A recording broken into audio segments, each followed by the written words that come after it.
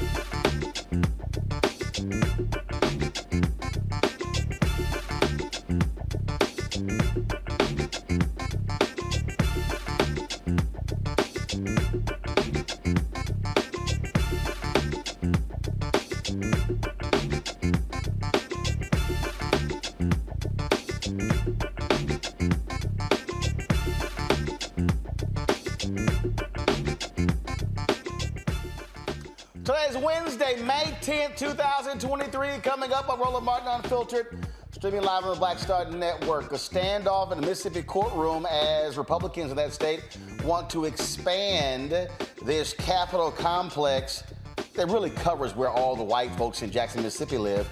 Of course, they had a legal hearing today. We'll tell you exactly what took place in the courtroom. Also, folks, we'll talk about the issue of what happens when you cannot pronounce my name right. Well, guess what? It's a viral video coming out of the UK where a sister was like, nah, we ain't going on until you get my name right.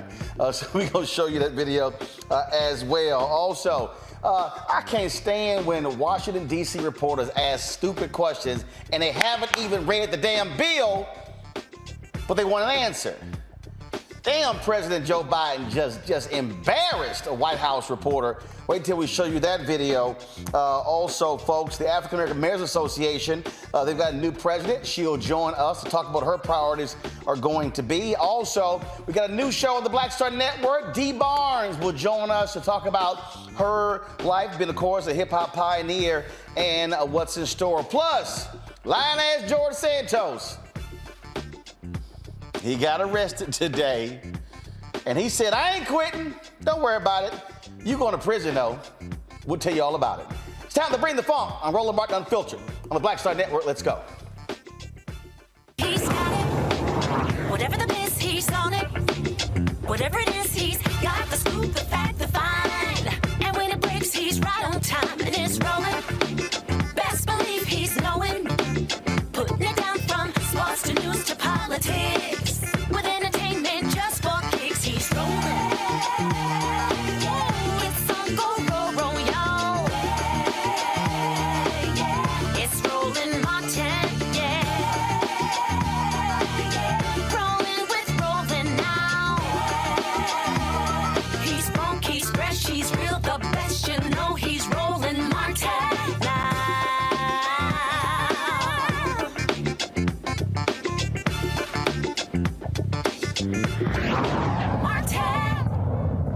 Now look, we've been telling y'all about this bill in Mississippi where Republicans want to expand the state police force and also create their own court, if you will, for this particular area. Well, they went to court today and a judge is considering whether a section of this bill violates the state constitution. It's House Bill 1020. It would expand the jurisdiction of the state-run Capitol Police in Jackson and create a temporary court within the Capitol Complex Improvement District covering a portion of the city. Now, a lawsuit against this specifically takes issue with the requirement that Mississippi Supreme Court Chief Justice will be able to appoint 4 judges to the new temporary court in the Capitol Complex Improvement District. State lawmakers say the takeover is needed in Jackson, but opponents contend the measure lacks judicial authority under the state's law. Chancery Judge Dwayne Thomas said he could rule Friday or Sunday on the merits of the bill.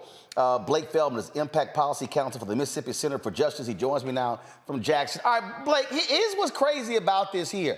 I have yet to see any data from any Republican that explains why they must expand this and why they need a separate court. I hear, crime increased, but this is not covering all of Jackson. It's only around the Capitol.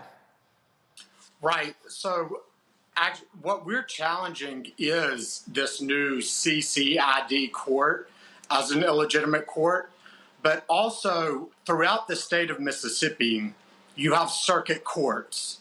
Circuit court judges hear felonies, they hear serious criminal cases and serious civil cases.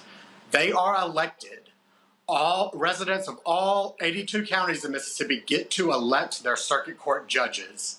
Hinds County, which is a majority black county that Jackson is within, has 4 elected circuit court judges. They are all black. What this bill requires is the Chief Justice to appoint 4 more circuit court judges.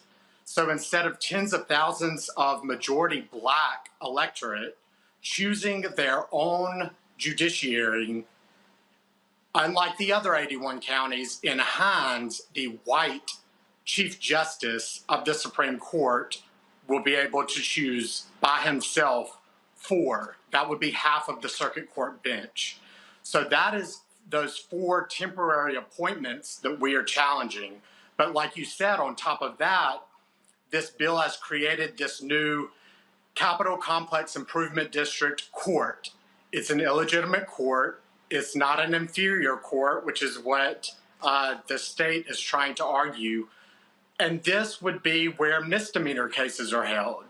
So instead of the people of Jackson getting to elect their mayor who appoints a municipal court judge or electing county court judges, this is the Chief Justice choosing the judge for this brand new court that's unlike any court in the state of Mississippi, where someone convicted of something like public disturbance or disturbing the peace, unlike anywhere else in the state, will be sent to state prison.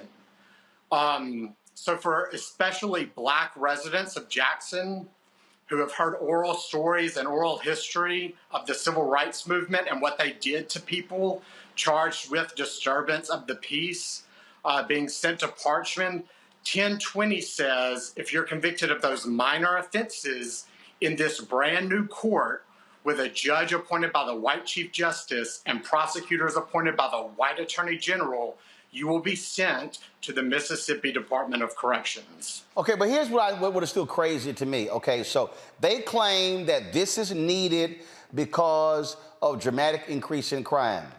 Okay, why don't they simply then fund more courts for Jackson? Okay, we've been hearing from people saying that Jackson police are leaving the police department to go to the state police. Okay, Republicans and legislature, fund more cops for Jackson. No, what this is, these are largely white Republicans in Mississippi who want to use their power to control an area of Jackson. They've been trying to take over the airport. They've been trying to take over. Now they want to, after the mayor came to D.C. and got $600 million, now they want to take over the water system. We could go on and on and on and on. We see this in Missouri, where Republicans want to take over the St. Louis Police Department. They want to take over the circuit attorney's position. That's one of the reasons why Kim Gardner resigned. These are folks who do not believe in local control when they are not in control. Yes, this bill really demonstrates the legislature of Mississippi does not trust giving resources to Black-led cities, to Black-led counties, and they do not trust the vote with Black people. It's paternalistic, it's white supremacist, it's we know better than you, and this is how we think the city should be run. As far as data that's been provided, there is none. Actually, a past version or the current version says by next year, data has to be handed over to the legislature for them to decide if the caseloads in the Hinds County Circuit Court merit there being 5 circuit court judges instead of 4. So they're saying, if you give us data that shows that you need 5 elected judges instead of 4, we'll give it to you. Oh, stop right there. I'm confused. Hold up. Wait, I'm confused. So you got a year to give us data if you need a 5th court, but without any data, we're going to create 4 courts. Oh, by the way, Jackson residents, y'all going to pay for these 4 courts, and then we're going to figure it out. That's ass backwards. Exactly. It's with judges, but it is the circuit court benches for elected judges. They're saying, if you show us data that it needs to be 5 in the largest county in the state instead of 4, we will give you 1 more elected. But without presenting that data, we are deciding that you do need 4 appointed. So half of the bench will be elected, whereas 100% of the circuit court bench is elected in all the other counties. But in Hinds County, you get to elect half, and you are under the jurisdiction of the other half, which are just appointed by 1 man who happens to be a white man who is not elected by the people of Hinds County or Jackson, Mississippi. Wow. All right, Bruce, we appreciate it. We look forward to the judge's ruling. Thanks a lot. Thank you. All right, we're going to talk about it with our panel when we come back from this break. You're watching Roland Martin Unfiltered on the Black Star Network. You're watching on YouTube. Hit that like button, y'all. That's right, hit the like button. Of course, it impacts the algorithm, so we want to easily hit 1,000 likes, so please do that. Don't forget you can also download the Black Star Network app, Apple phone, Android phone, Apple TV, Android TV, Roku, Amazon Fire TV, Xbox One, Samsung Smart TV. Your dollars are important for us to be able to do what we do, to travel the country, reporting on the stories that absolutely matter. And so send your check and money orders to P.O. Box 57196, Washington, D.C., 20037-0196. Cash App, $RM Unfiltered. PayPal, R Martin Unfiltered. Venmo is RM Unfiltered. Zelle, Roland@RolandSMartin.com. Roland@RolandMartinUnfiltered.com. And don't forget, get a copy of my book, White Fear, How the Brownie of America is Making White Folks Lose Their Minds. Available at bookstores nationwide. Of course, Amazon, Barnes & Noble, Target. Download your copy on Audible. We'll be right back. Hatred on the streets, a horrific scene, a white nationalist rally that descended into deadly violence. White people are losing their damn minds. An angry pro-Trump mob storms the U.S. Capitol. We've seen We're about to see the rise of what I call white minority resistance.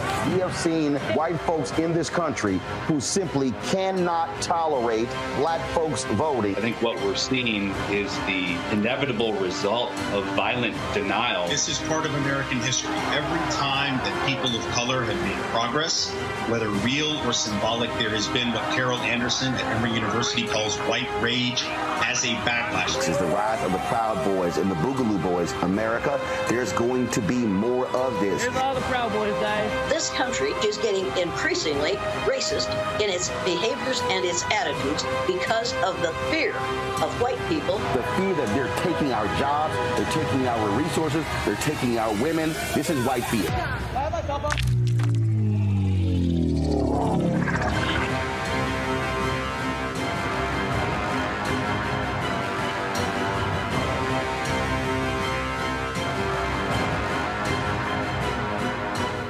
Black Star Network is here. Oh, no punch! I'm real revolutionary right now.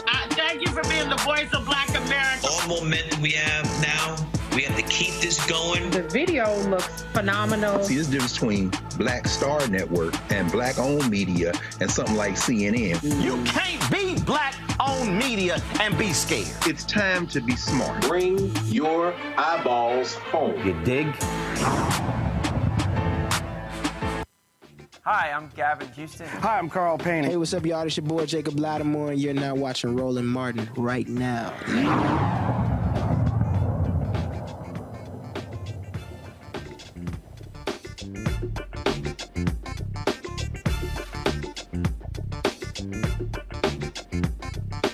All right, let's get it. Robert Patillo, he is host of People, Passion, Politics, News Talk 1380 WAOK in Atlanta. Rebecca Carruthers, she is the Vice President, Fair Election Center based in Washington, D.C. Scott Bolden, he is an attorney in Washington, D.C. and belongs to a youth group, so-called fraternity. All right, so let's get right to it here.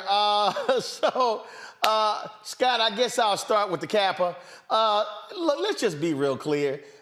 Republicans are doing this all around the country. They are using their power in control of the legislature to control what's happening locally. In Tennessee, they've been trying to take over the sports authority. They've been trying to take over the airport. In Florida and Alabama, Mississippi, they passed laws saying, oh, you can't remove Confederate monuments on the local level unless you get permission from us, even if it's on city grounds.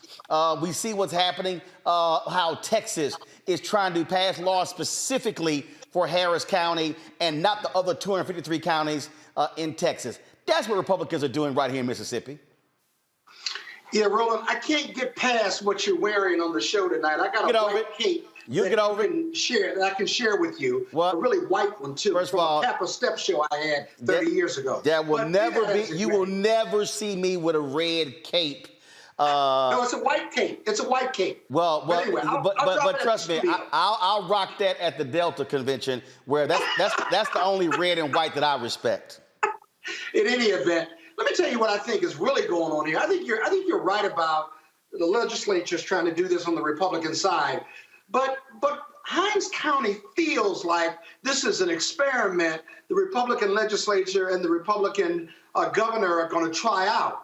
And his appointees are going to hash out or hand out very harsh sentences, because most white conservatives believe the more you lock them up and the longer you lock them up, the crime will go down.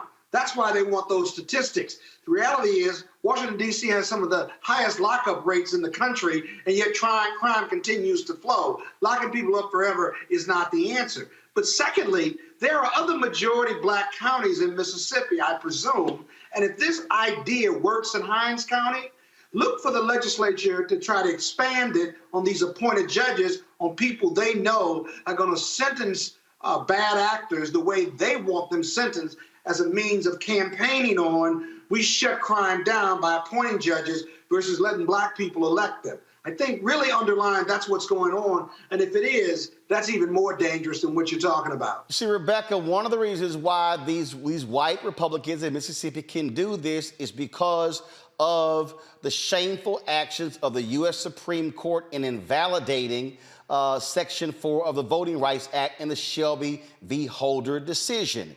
That cleared the way for them to do the crap like this, and that's how they've been able to get away with it.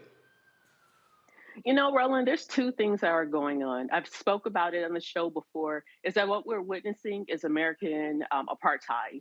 And we really got to keep our eyes open about this and fight this or fight it like hell. The second thing is, this is also a money grab, because as you know, in Mississippi, there are for-profit private prisons in Mississippi, including private prisons owned by Core Civic. And I'm going to go there, where Thurgood Marshall Jr. sits on the board. So we're seeing white supremacy. We're also seeing some black folks who are a part of this, but this is also about money, because the more folks who get thrown into prison, the more money these for-profit private prisons make, because they make money per capita, per person there. The only way you get more people in prison is if you figure out more ways to jail and imprison people. And that's what we see that's happening in Mississippi. The thing that's also crazy here, Robert, is that they're taking this action, but telling Jackson residents, oh, y'all got to pay for this. Absolutely. And I've talked for the last couple of years about this slow-moving fascist coup that we're seeing taking place nationwide. And this is just another brick in that wall. What Republicans realized in 2008 was they will no longer be able to win national elections. They will no longer be able to get the popular vote. They will no longer be able to control the government through democratic means. And they launched this fascist coup that was very slow-moving. We saw during the Obama years over 1,000 seats switch from Democrat to Republican nationwide, despite population growth among minorities and a population decline among the traditional voter base of Republicans. This is because of voter suppression. This is because of gerrymandering. This is because we don't have a protected right to vote in this country after the Shelby v. Holder decision. And as a result of that, we see these constitutional majorities for conservatives in state houses around the country. They use those constitutional majority to elect African Americans from the state house in Tennessee, to bar transgender women from serving in the state house in Minnesota, to try to remove a Democratic judge from the Supreme Court in a state like Wisconsin, or in a state like Mississippi, to take power away from the African Americans of those communities and create a occupation force that we haven't seen in America since the Posse Comitatus, meant to take away democratic means. Unless we concentrate on these state and local elections, win back these state houses nationwide, we're going to continue to see all the action in America take place on the state level because of the gridlock we have in Washington, D.C., the recalcitrance to work across party lines, the inability to move big legislation. Everything over the next decade is going to be happening in state houses, and right now Republicans control those because they've invested in those for the last 2 decades. And the thing that I have consistently said to people, Scott, and over and over and over again, if you sit your ass at home, then you are clearing the way for the folks who hate you to do whatever it is they want. Or just voting in presidential elections as opposed to state elections. You and I and others on this panel have yelled and screamed it forever since we've been doing this show, and even before, about how important it is to vote up and down the ballot in both federal, national elections, as well as state elections, because our community is the first one to complain when a state's attorney does something we don't agree with, or a judge does something we don't agree with, or a governor or a state legislature. So that's really important. But remember this on this Hinds County thing. This TRO they won was just temporary, a temporary restraining order, and there's going to be an evidentiary hearing whereby the plaintiffs are going to have to present evidence as to why this is unconstitutional. That case and the presentation of that evidence will be really, really important because that TRO is going to run out. They're holding the status quo right now, but this TRO does not affect the governor's ability to appoint these judges in Hinds County. The judge is going to deal with that when he makes his ruling after hearing evidence in the case from both sides. So I hope you continue to report on this, and I hope we continue to watch what's going on in Hinds County, because you're going to see it again in Mississippi and perhaps other southern states. Yeah, we're going to absolutely keep reporting on it, because the bottom line is it ain't getting reported on CNN. Or look, they busy trying to give a town hall with Donald Trump. It's not being talked about extensively on MSNBC. It's not being talked about other places, which is why I keep trying to explain to people why you got to have black-owned media. Because the reality is we've got to understand what is going on. We are connecting the dots. This is not solely just about Hinds County, Jackson, Mississippi. This literally is where Republicans have a supermajority and where they control the House, the Senate, and the governor's mansion. So we're definitely going to continue to do that. All right, y'all got to go to a break. We'll be back on Roland Martin Unfiltered on the Black Star Network. Again, YouTube folks, hit the like button. Folks want to do the same thing on our OTT app. Speaking of the OTT app, please download the Black Star Network app. Keenan, send me a text. Let me know how many downloads we have. Download the app, y'all. Here's why. Here's why you can download the app. All right, so we're on YouTube, we're on Facebook, we're streaming on Twitch, we're streaming on Instagram. But the reality is this here. If any of those platforms do anything where they don't like something, they can take us off. We control our OTT app. So we've almost at 1.1 million subscribers on our YouTube channel. We should have 1 million people who have downloaded our app. This is about controlling our voice, being able to be in complete control of telling our story.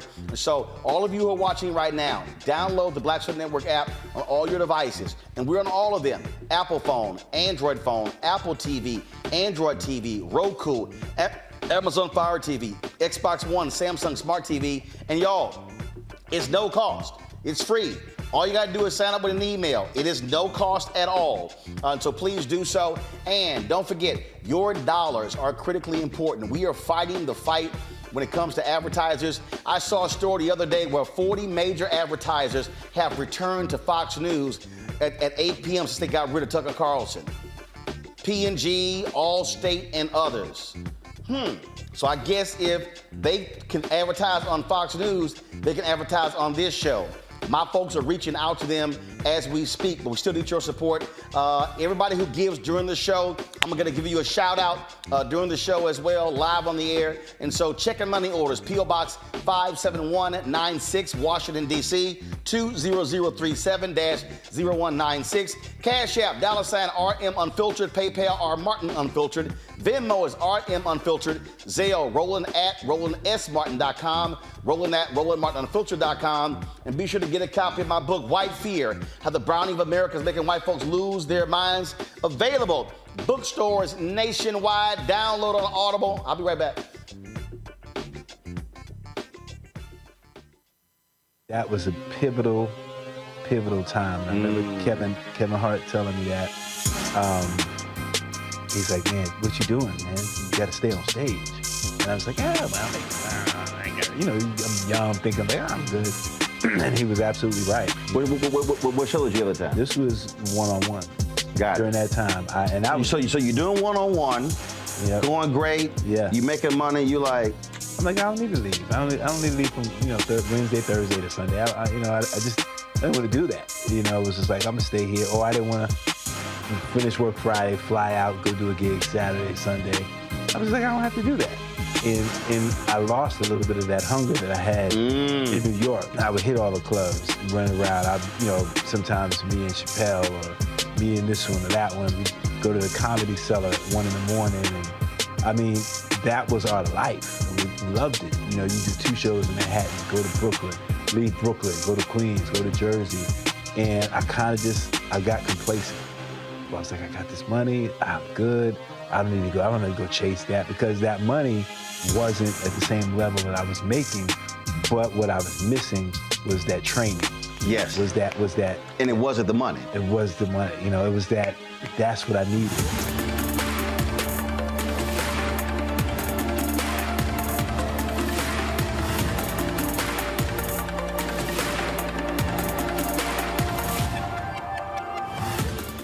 Next on The Frequency with me, Dee Barnes, our special guest, Alicia Garza, one of the founders of the Black Lives Matter movement. We're going to discuss her new book, The Purpose of Power, How We Come Together When We Fall Apart. We live in a world where we have to navigate, you know, when we say something, people look at us funny, but when a man says the same thing less skillfully than we did, right? Right.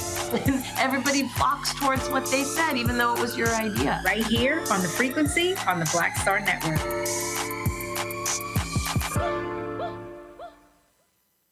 Hey, I'm Donnie Simpson. Hi, I'm Eric Nolan. I'm Shantae Moore. Hi, my name is LaToya Luckett, and you're watching Roland Martin Unfiltered.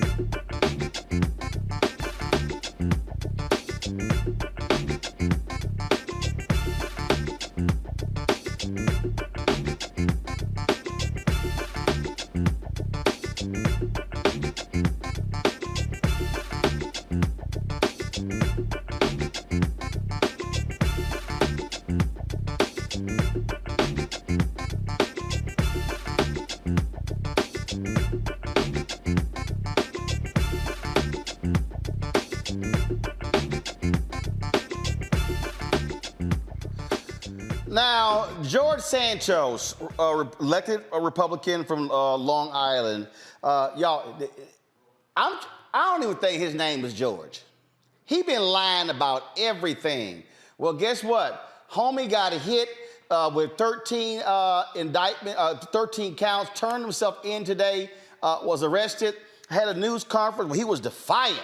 I'm not resigning, I'm not quitting, even though there an increasing number of Republicans are saying, yo, it's time for this dude to go. 7 counts of wire fraud, 3 counts of money laundering, 1 count of theft of public funds, 2 counts of making materially false statements to the House of Representatives.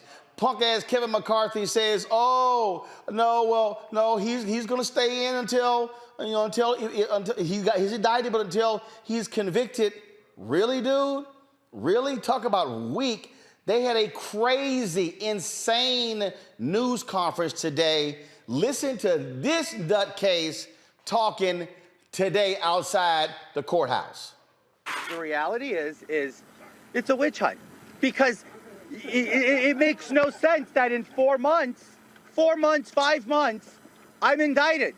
You have Joe Biden's entire family receiving deposits from nine family members receiving money from foreign destinations into their bank accounts. It's been years of exposing. A lot of you here have reported on them, and yet no investigation is launched into them. I'm going to fight. I'm getting back to that. I'm going to fight my battle. I'm going to deliver. I'm going to fight the witch hunt. I'm going to take care of clearing my name, and I look forward to doing that. Yo, this dude lying, Robert. And he's like, after 4 months, dog, first of all, 700 grand, where'd that come from?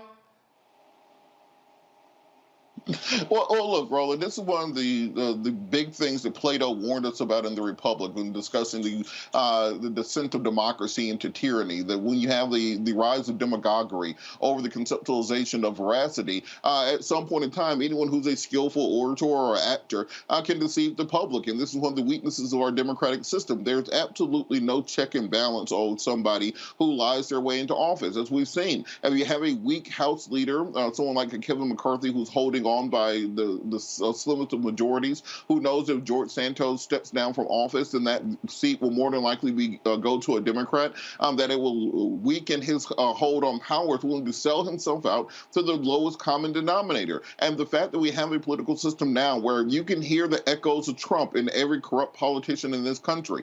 They know the playbook from Trump. You lie, you say it's a witch hunt, you say people are after you, you discredit the investigation, you try to deflect it onto some other conspiracy theory. And George Santos at this point in time needs to be working on a plea agreement as opposed to trying to fight this out or run for re-election, because in reality, more than likely, we will see a superseding indictment in this case where more evidence is found, because as you said, we still don't know where these $700,000 came from. We do not know much of where who paid for his campaign. And he has been voting on important issues in the House of Representatives for 4 months right now. We do not know who has been directing those votes and who owns George Santos. And that's be a scary thing for everybody who is part of our democratic system. This thing here, I'm telling you right now, Rebecca, is hilarious. And why is McCarthy so scared to move? Because they have a slim majority, and they know if he resigns or is forced out, there's a special election, Democrats are winning that seat. You know, I don't know which is worse here, Kevin McCarthy's feckless leadership or New York Democrats losing to Santos. That, to me, is the biggest loser in all this. How do you lose to this guy? Like, just finding out about his antics are just simply incredible. Like, allegedly, he stole money from a wounded veteran and his dog. Like, who does that? This is really like scraping the bottom of the barrel. And then to Robert's point, we don't know who owns George Santos, who's paying for this lavish lifestyle. I mean, we now know who owns Clarence Thomas, but it is a big problem when we have folks who are in federal office who are entitled and owned by a bunch of people, and we don't know, where we don't know who he's beholden to. But beyond that, it's very clear from the indictments that this guy, he has to go, and Kevin McCarthy need to really just throw him out. And I'll tell you, Scott, other Republicans are like, yo, we tired of this dude. We're tired of this dude. I think it's going to build, and again, the lies have been compounded and building and building. Like I say, I don't even know the man's name actually is George. I think he's mentally ill. I've been doing criminal defense work for 32 years. I'm prosecutor for 4 more years, so 36 years. I think he's mentally ill. And if this is a witch hunt, the warlock just got caught with 13-count federal indictment. And those 7 wire fraud charges are charges of him wiring money to his personal account and elsewhere, probably political contributions. The money laundering, they're hiding sources. He's hiding and burying the sources of that money. And then the stealing of public funds is an unemployment compensation charge that says he lied to get unemployment insurance payouts, which is really, really sick given what he's reported to the House and to the House in regard to his, his disclosures. And so this is a very simple case to prove. And I'm not sure why he's staying out there and going to fight, because other than him being mentally ill, this is a simple case to prove. He ought to enter into plea negotiations, get as little time as he can, and keep it moving. The problem is he's been defiant to the system. And watch this.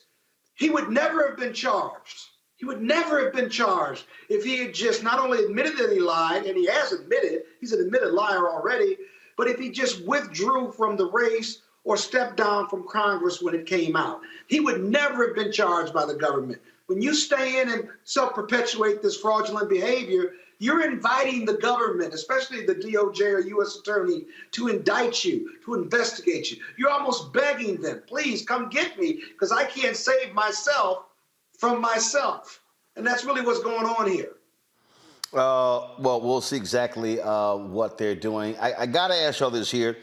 We've got Harlan Crow, who refuses to turn over what gifts that he gave to Clarence Thomas to the United States Senate. We now know that he's been paying for the private tuition of the adopted child of Clarence Thomas. The man bought Clarence Thomas's mama's crib, and she ain't got to pay rent. He's been taking lavish trips with this billionaire. One website actually reported in a case dealing with Chevron that Clarence Thomas reversed his own decision in that case after getting all his money for Harlan Crow. It is building and building and building, Scott, this case against Clarence Thomas. And John Roberts refused to come before the United States Senate. These people are going to have to do something. This is an absolute massive ethics violation, conflict of interest. We now know that the Supreme Court, damn that, they cannot be allowed to police themselves. They are not, if we're going to talk about three branches of government, there is not a single branch of government other than them where they get to police themselves.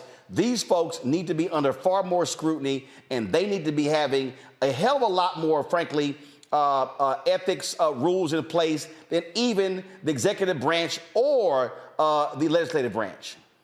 Yeah, the Supreme Court can't really be supreme if it's acting this badly. And the real danger with the Clarence Thomas situation, and it's not a Republican appointee or Democratic appointee, this ethics piece should cover all of them.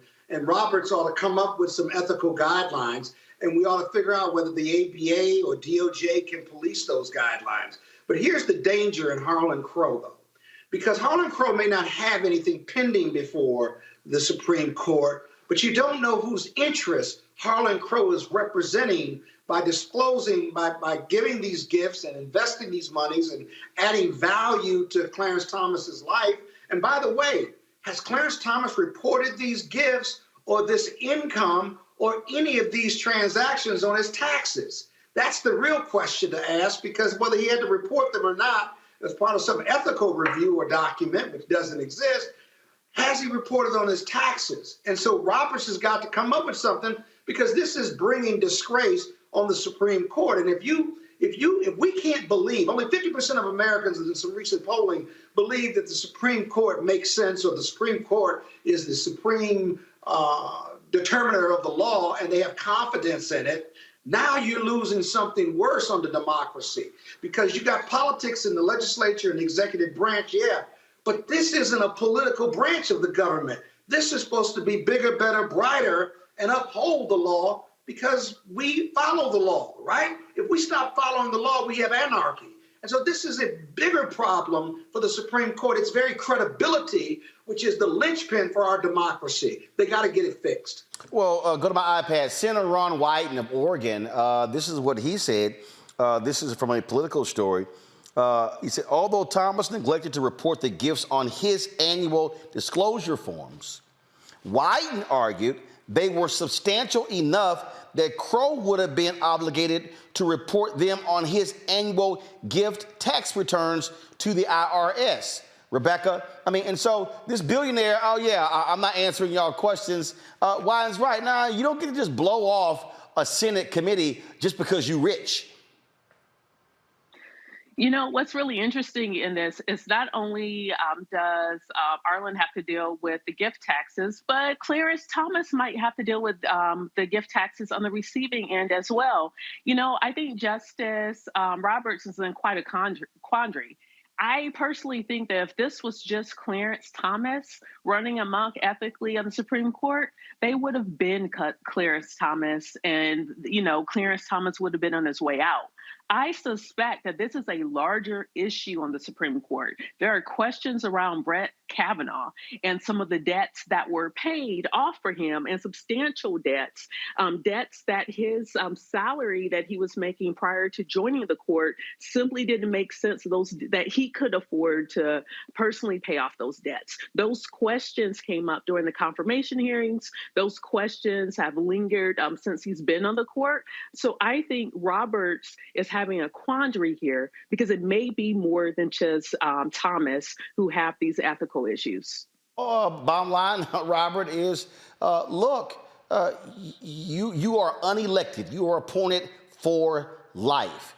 You should have a greater level of scrutiny. And for him to say, oh, well, I just asked around, and it was, he sounded like, hey, do you think I could take this trip? Oh, I can? All right, cool. So a friend of mine said I could. What the hell? It's not like he even said he consulted with his attorney. He literally said, yeah, I just asked a friend. The friend was like, yeah, you can go ahead and do that, Clarence. Go ahead, bro. You know, it's amazing. For the first time in U.S. history, we have confirmation that Supreme Court justice has a sugar daddy. And I don't think that's something that any of us had to study in law school or really expected. This idea of having a Supreme Court justice get flued out like an Instagram thought is just not something within the realm of reality. When you think about the gravity of the cases that the Supreme Court is voting on, whether or not us having voting rights is dependent on if Clarence Thomas gets a trip to the Maldives, whether or not women have the right to reproduction dependent on if Clarence Mama's house gets paid off, whether or not we have prayer in schools dependent on whether or not Clarence Thomas' son gets his tuition paid. It's an insane system that we exist in. The reason I brought up Plato in the last segment is this goes at the very foundations of our democratic system. When you have a congressperson who apparently is living a fake life, but yet still is in Congress, we have a president who's a former president who's convicted of sexual abuse and defamation, and before that can even get out of the news cycle, we find out that we have a Supreme Court justice that is a gold digger. You know, all those things pile up to really question the democratic system that we exist within, and that's when you start seeing societies break from the just weight of the corruption of the system around them. And I think we may be near that breaking point. Damn, Robert, IG thought, a gold digger? I mean, did you use all of the descriptions up? Hell, I thought you was about to say Harlan Crow gave him a gold card to Magic City. I mean, my goodness. Look, there's nobody at Magic City getting flued out to the Maldives, their house paid for, and tuition for their grandbaby. Maybe at Claremont Lounge, but I'm just saying he's getting paid more than any IG thought that we know, and he gets to decide if we get to vote or not. Damn, Robert sitting down by Clarence, can I get a table dance? Can I get a table dance? All right, let's go to a break. When we come back, President Joe Biden just straight embarrasses a White House reporter. If I was that reporter's boss, her ass ain't asking no more questions in a news conference. You're watching Roland Martin Unfiltered right here on the Black Star Network, the blackest show on the blackest network in the land.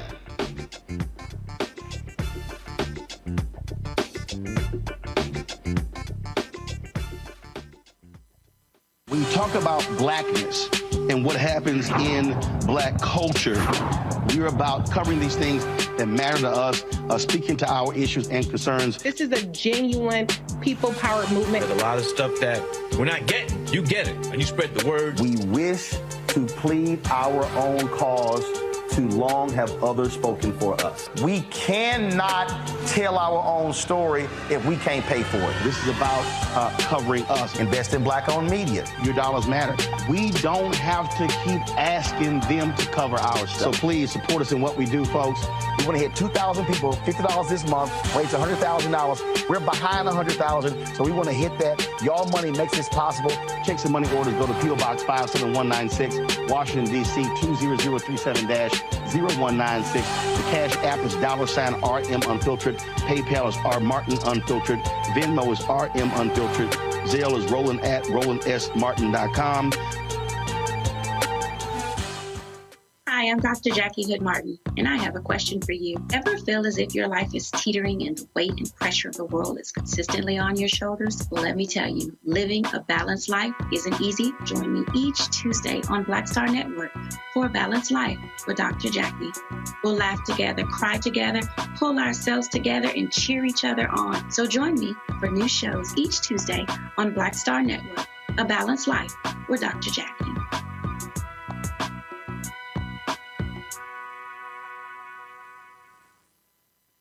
What's up, what's up? I'm Dr. Ricky Dillard, the choir master. Hey, yo, Peace World, what's going on? It's the Love King of R&B, Raheem Devon, and you're watching Roland Martin Unfiltered.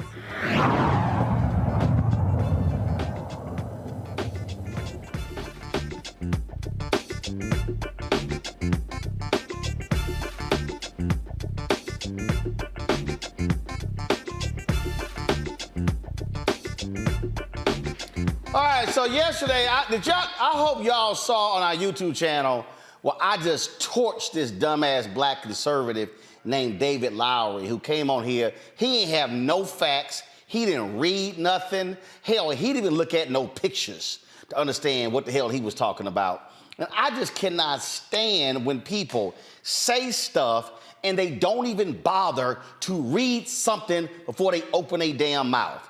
That literally happened yesterday in a news conference where President Joe Biden took a question from a reporter who didn't know what the hell she was talking about. And even Biden was like, damn, you ain't the brightest bulb in the dark room. Roll it. Speaker McCarthy said that he asked you numerous times if there was anywhere in the federal budget for cuts, but he did not get an answer. So is there I got a specific answer. Got a specific answer again today. Which is what? The first, you didn't listen either, so why should I even answer the question? We cut the deficit. Damn! Like, damn! You ain't listen either. I don't know why I should even talk to your ass. I'm gonna be Biden's translator. Why y'all, I'm even talking to your Simple Simon ass. Play. By $160 billion. Billion, B-I-L-L-I-O-N. Damn, now you know somebody just pimp slapping you when they spell that shit out. He literally spelled out billion to her ass. Play. Dollars on the Medicare deal. We cut the deficit by raising the tax on people making 55 corporations that made $40 billion to 15%, and the list goes on. So, what he is proposing, is there any room for negotiation? what's he proposing? Did he tell you? Did He you hear talked it? about- No, I'm not being facetious. Did he tell you what he's proposing? He was talking about the bill. Yeah, but what does it propose? Do you know? I'm not being a wise guy. You all are very, very informed people. Do you know what that bill cuts? Biden basically like, what your ass got? What you got? Then the man literally just embarrassed her. Oh, y'all really are really informed people. What he was saying is, your ass don't know shit. Press play. There is a long list of things that it cuts. That No, it doesn't say. It says, does it say what it's going to cut? Or just... Damn. Her ass said there's a long list of things it says it cuts. By like, what they at? Play. Say generically it's going to cut. You get the problem. Rebecca, I don't know who that reporter was, but her boss should say, your ass in the timeout box.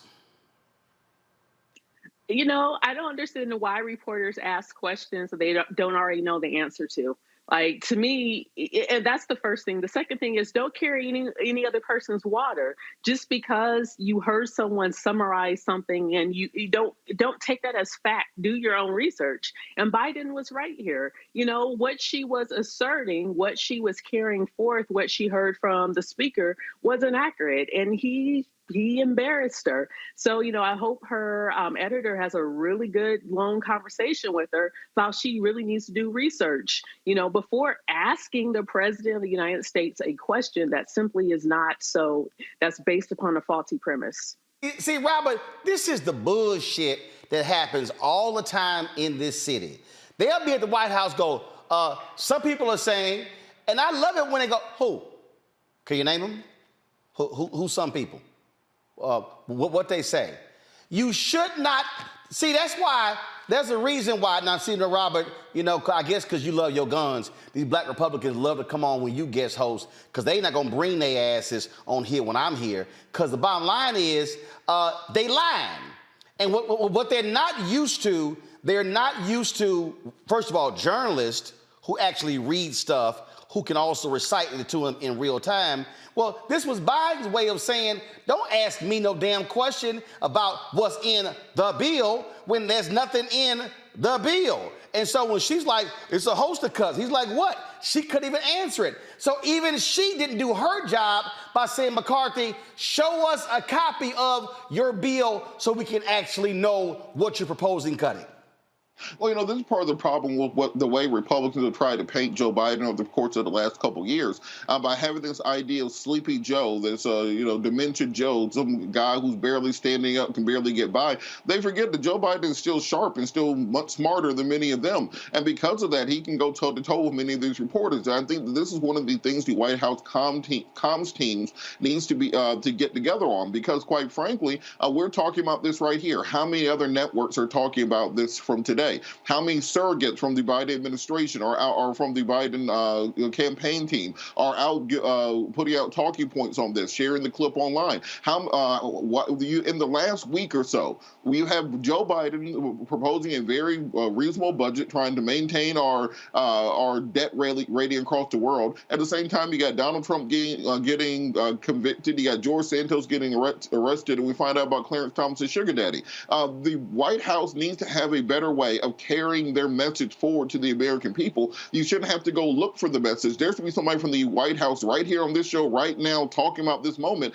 And unless they can do that, you're going to continue to see Biden polling in the mid-30s. It's not because of the actions of the administration, it's because of the inability of them to carry that message to the American people and enter into the cultural zeitgeist in order to actually have some resonance around it to boost the administration's poll numbers. Scott, he don't even say, he should stop even saying, I'm not trying to be a wise guy. No, he should let that thing sting. In fact, you know what?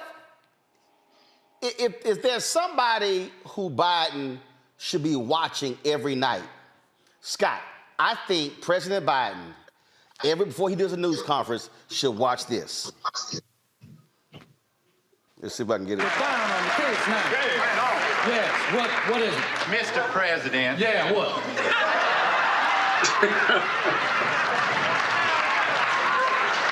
Mr. Bigby, Mississippi Herald. Sit down. Yeah, what is it? Mrs. Fenton Carlton Macker, Christian Women's News.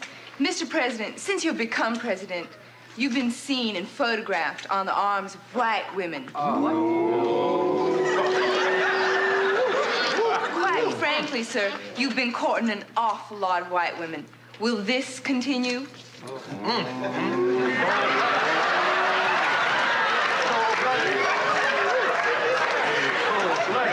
As long as I can keep it up.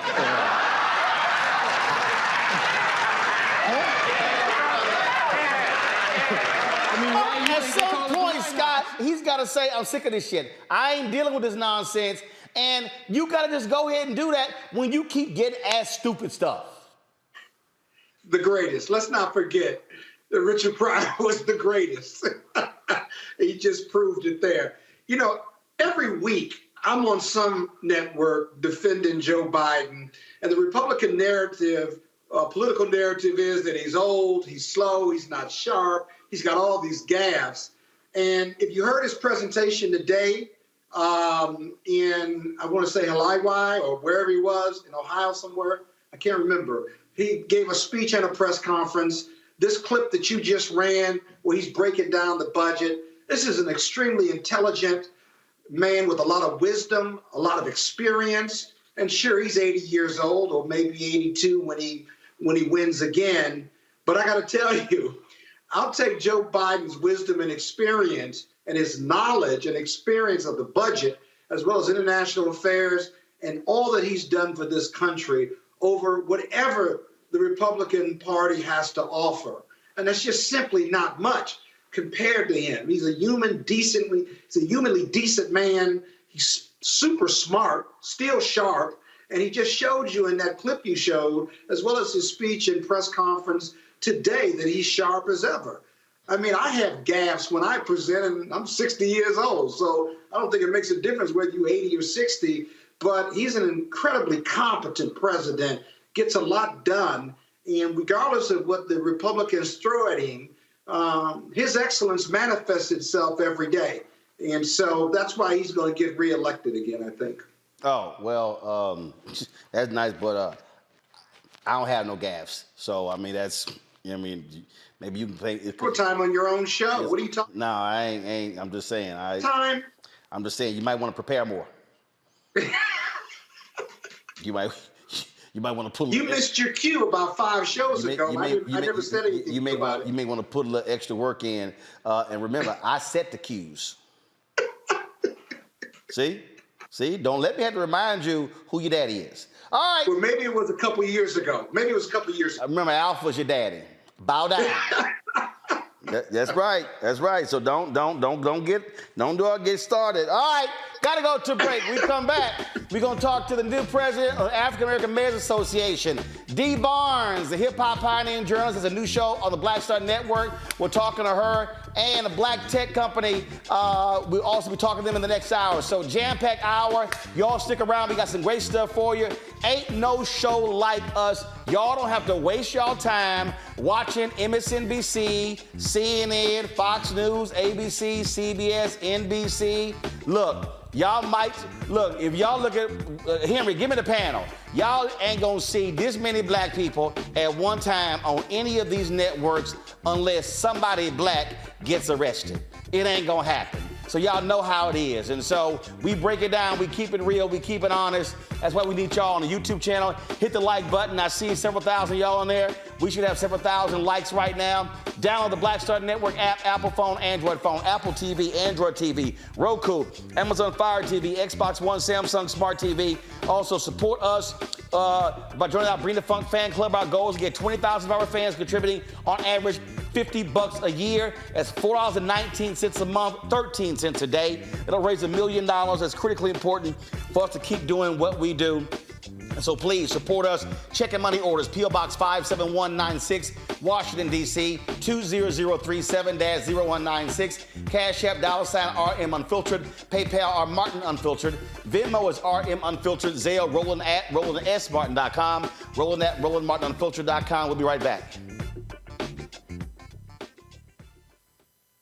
Up next on The Frequency with me, Dee Barnes, we're going to talk to Leslie Segar, a.k.a. Big Les, and talk about her incredible career as a dancer, choreographer, and VJ of Rap City. Magic Johnson was there, so half the NBA was there. Iman the supermodel, so all the supermodels were there every day. Actors, right. Like it was a who's who of who's who. Right here on The Frequency in the Black Star Network.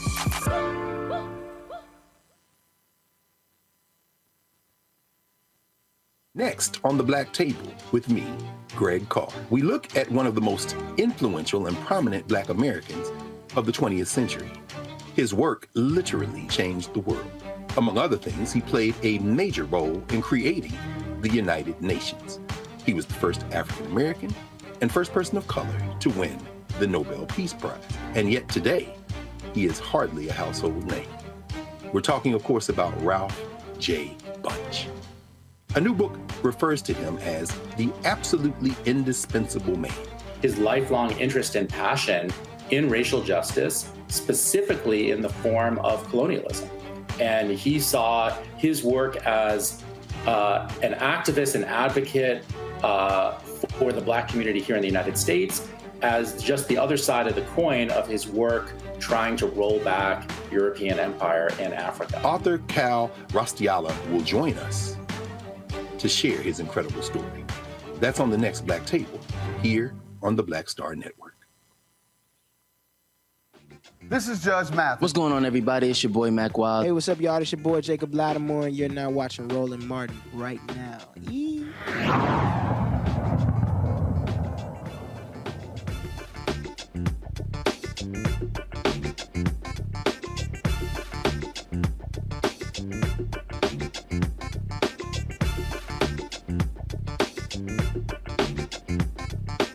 Welcome back to Roland Martin Unfiltered on the Black Star Network. And you know what, Scott? Since you got a little extra at the last segment there, Orlando Jones hit me up and said, remind Scott of what I said in the movie Biker Boys. Don't be stuttering and standing your ass around. Get down on your knees and bow that ass down. What? That's for all you cappers, Scott. All right. You always got to bow down when you're in the presence of an alpha, Scott. See, I told you, leave me alone. What you got to say? I'm going to sue you for that one. I'm just telling you. I'm going to sue you. I'm going to send you the lawsuit before I sue you. Okay? That's right. And I'm going to sue the Alphas and you and the Roland Martin Unfiltered show. That's right. I'm coming for you, Roland. You done? I'm coming for you. You done? You done? Yeah, I'm done. I got a whole bunch of alphas who handle it. Take that back. I got a whole Take bunch of that back. alphas handle it. That wasn't nice. I got a bunch of Take alphas that handle back. that. Okay, what you say? Take it back? Take it back. Oh, I'm sorry. Don't run it back. Oh, Take y'all it thought you back. said run it back. Boom! Oh, take it back. No. Better than standing your ass around. Get down on your knees and bow that ass down.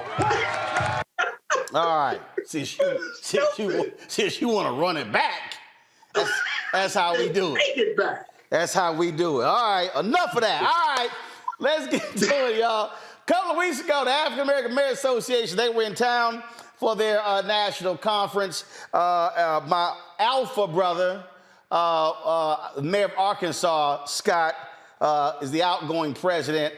An alpha, just letting you know. In fact, there were so many alpha mayors at the conference, there could have been a fraternity meeting. But the new mayor, the new head of the organization, she's out of Mount Vernon, New York, Mayor Shawn Patterson Howard. She's going to be leading the 10-year organization, 127 members. Shawn, glad to have you on the show, Mayor. How you doing? Good to be here, and I am a proud member of Delta Sigma Theta Incorporated. It's all good, you know. Alpha's all y'all daddy. Don't worry about it. It's good. It's good. All right, so let's get right to it. So, talk about what is your vision? What is your plan for? Because we see right now the four largest cities in the country. African American mayor, Chicago, New York, Los Angeles, and Houston. We have, of course, a black mayor in Atlanta, mayor in Little Rock and Birmingham, and just all the different places. So we are seeing how black political power is increasing. And so what is your goal with these mayors? I mean, my goal with these mayors is to make sure that we're addressing issues that are critical to black communities, urban communities. And, you know, at the top of the list, dealing with climate change, dealing with public safety and community revitalization, looking at health, looking at generational wealth. These are the things that are at the top of my priority list. And the way that we would accomplish these things is definitely partnering with national organizations. I'm excited that we are going to be doing some work with the Congressional Black Caucus. We are partnering with the Gates Foundation, and we're doing work around wealth building and developing generational wealth. We're working with the National Association of Real Estate Brokers, you know, in that same area, and making sure that properties in our communities, that we are retaining them as families and communities, and ensuring the future strength economically of our communities. Looking at organizations like the NAACP and the Urban League, you know, how are we really partnering? How are we partnering on a national level? How are we aligning our vision and our focus so that we stop working in silos? Because oftentimes we're working in silos. We want to focus also, you know, on voting rights. That's very, very important, because if we lose the power of the vote and they continue to do all of this redistricting, it just dilutes our power, and of course public safety, because we want to make sure that the blood stops running down the streets in the neighborhood in our communities because of unnecessary gun violence, oftentimes powered by this very illegal gun market. So those are some of the things that we're definitely looking at. And, you know, when you have national organizations that you can work with, then it really just becomes a force multiplier. We have a 2024 presidential election coming up, and so we have to be very serious, very focused, and very intentional about how we're moving. One of the things that mayors always talk about, and I'm always trying to explain to people on this show how power works, is that when the federal government is sending money, typically they're sending that money in block grants to the states.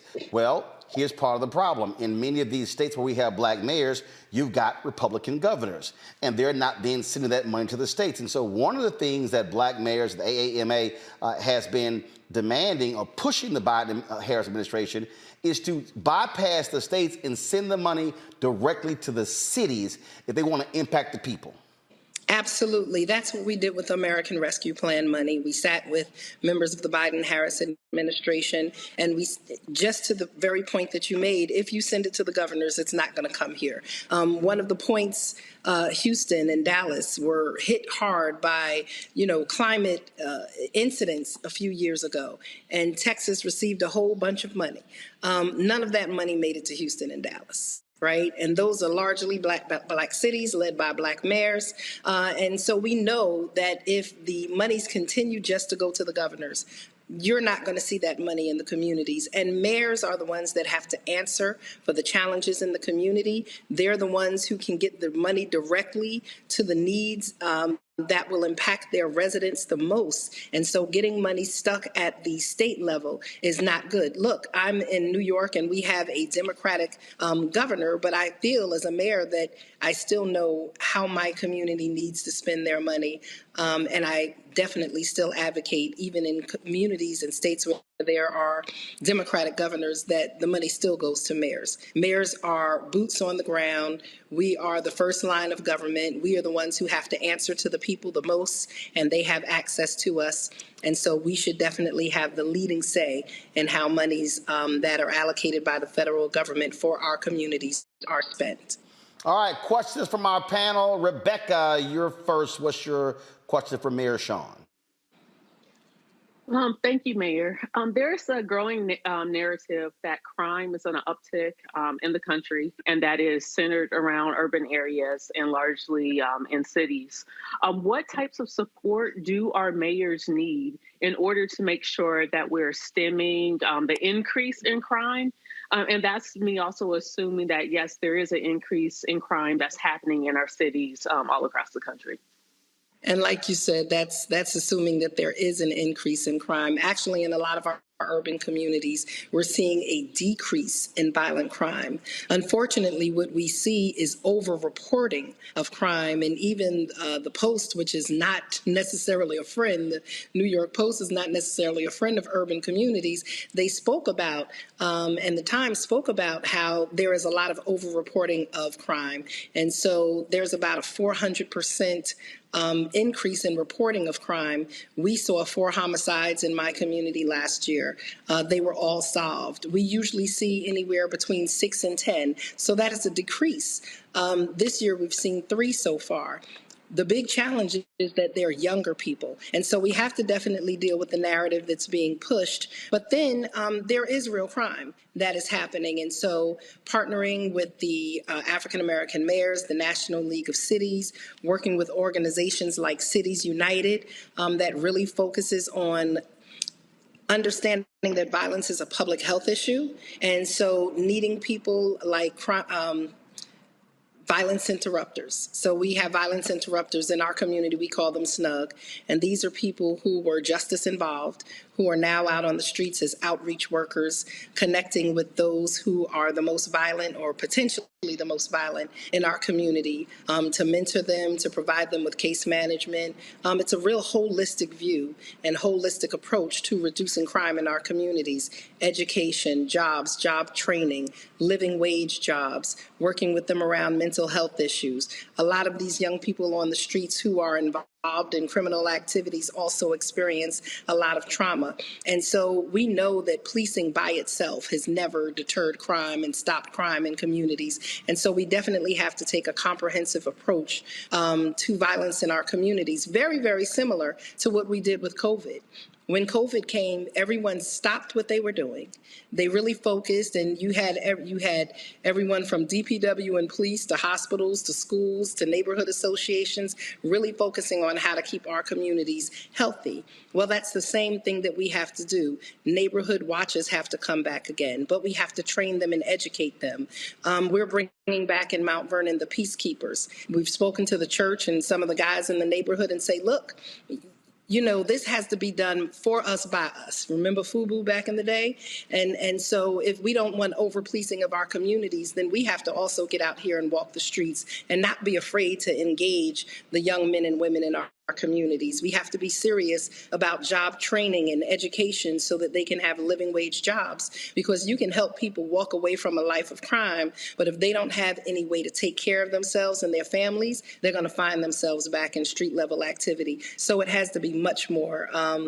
And as Eric Adams always says, Mayor Adams, he says we have to address the issues upstream. We have to deal with the drivers of violence, and there are very many drivers of violence, and we have to address them one by one. And that's some of the partnerships that we're really focusing on, and bringing those resources to our mayors. Robert? And kind of piggybacking on Rebecca's point, and thank you so much for joining us today. We've seen the continuous attacks on black mayors around the country, from police unions, from fraternal orders of police, particularly against black female mayors. We saw Mayor Lightfoot and the issues she had in Chicago, Mayor Bottoms in Atlanta, the issues she had after the Rashard Brooks killing. What can be done to better bridge the gap between law enforcement and the efforts at criminal justice reform that many black mayors try to institute nationwide? Because it seems that we end up in this running circle of police officers not wanting to fight crime, but whenever you try to institute police reform, as a result, crime ticks up, the community gets angry, you replace the politicians who are trying to push for law enforcement reform, and we end up in the same spot again and again. What can be done to bridge that gap? Look, I mean, it's hard conversations. Here in the city of Mount Vernon, I'm up right now for re-election in June. Definitely having a lot of challenges with my PBA.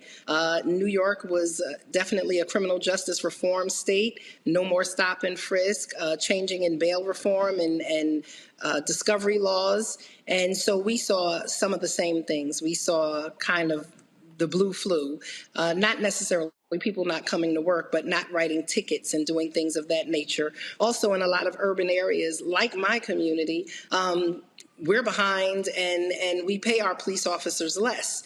And so when you're trying to negotiate contracts and things of that nature, so anytime there's a shooting or there's a homicide, it's like, well, because we don't have enough police, the laws are too weak, the mayors don't care about public safety. We absolutely care about public safety, but we want to just make sure that the rules and the way that we're dispensing justice are equitable. And you made the right point. When communities see an uptick in violence, they're almost ready to give up all of the rights that we've gained around criminal justice reform to make sure that the neighborhoods are safe. And that's part of the game. That's part of the constant drumbeat of the communities are not safe.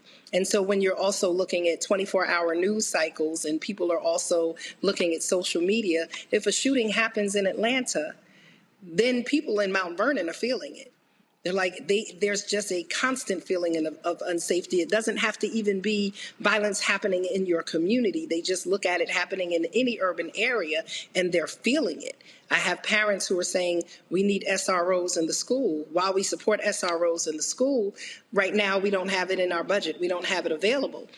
But when there was the shooting in Uvalde, the news called us and they were on the news every morning saying, well, we need to know how many school safety officers you're going to put in the schools because parents are afraid that the school is going to be shot up tomorrow. So there is a lot of pressure to respond and to give much more funding to public safety, especially in urban communities that don't necessarily have the money. And so Mayor Tashara Jones and I always say that our communities, our cities are what we call the cop shop. Other communities around us who can afford to pay more come to our community to get the well-trained officers. They're transferring out of our communities at a higher rate. And then that also becomes part of the narrative that you're allowing your cops to transfer, that you don't care about policing, you don't care about public safety. And it is definitely an attack on black women mayors. Scott, Scott, the mayor got 60 seconds left in the segment. Scott, go. Yeah, and Madam Mayor, I agree with everything you said about the crime issue and solving it. But most of our urban centers, big or small, still have a crime problem. Absolutely. And it's very expensive. It's very expensive to solve this problem because I agree with everything you said. How do you get more money in your budgets from the feds, from the state, to solve that problem? Because to me, that answers a lot of questions if you get the funding for it. Well, we are definitely lobbying our state officials, and I'm excited. I'm encouraged by the Safer Communities Act that is putting forward a lot more money on the federal government. And so we're working to make sure that our urban communities are receiving the technical assistance. And when we're talking about Justice 40, our communities are under-resourced and underserved, and we need to receive our fair share of that money. All right, then. Good luck, Madam Mayor. Mayor Sean, we certainly appreciate it. Thank you so very much for joining us. And we'll see you soon. Take care. Thank you so much. All right. Thanks a bunch. Folks, coming up next, we're going to talk with Dee Barnes about her new show on the Black Star Network. But before we go, Scott, I got one more message for you. You keep campaigning for this ass whooping, you're going to get elected.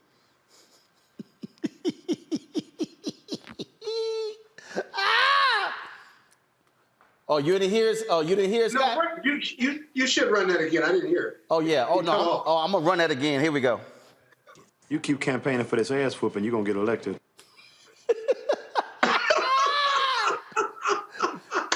That also was Orlando Jones from Double Take. I'll be right back. I like that one. I like that. On the next A Balanced Life with me, Dr. Jackie, what does it mean to actually have balance in your life? Why is it important and how do you get there? A masterclass on the art of balance. It could change your life. Find the harmony of your life. And so what beat can you maintain at a good pace?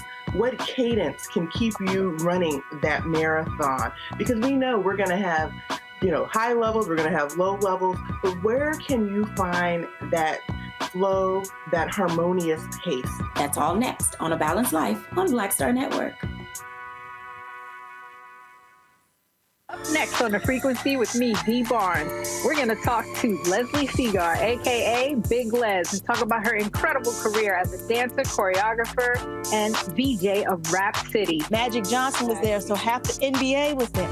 Iman the supermodel, so all the supermodels were there every day. Actors, like it was a who's who of who's who. Right here on The Frequency in the Black Star Network.